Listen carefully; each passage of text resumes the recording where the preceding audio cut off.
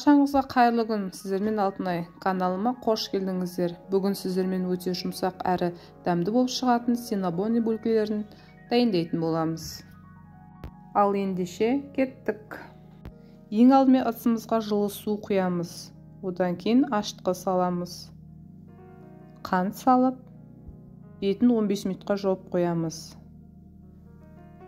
Мінекей 15 минут уақыт өтті. Ашытқымыз ашып шықты. Осылай көтерілу қажет. Одан кейін жұмыртқа саламыз. Тұз салып, сары май қосып, жұмсақ қамыр елейміз.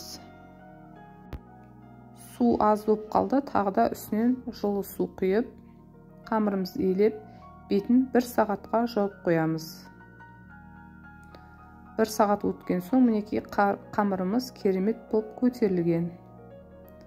Одан кейін қамырымызды жаятын боламыз. Мейлінше 4 бұрышты қылып жаюға тырысыңыздар. Сол кезде жақсы оралатын болады.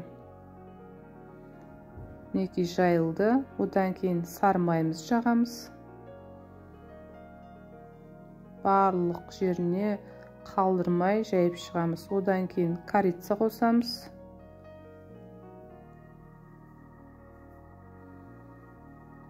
Содан соң осылай орап шығамыз. Видеода барлығы түсінікті қылып көрсетілген. Орап болған соң өзімізге ыңғайлатып қойып,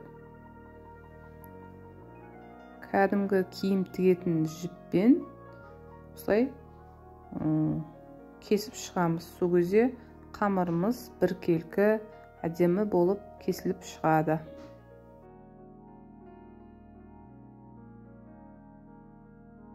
Дайын болған синнабони бөлкелерін бетін 15 минутқа жауып қоямыз. 15 минутта көтеріліп шығу қажет. 15 минут уақыт өткен соң 180 градуста 30 минут пісіреміз.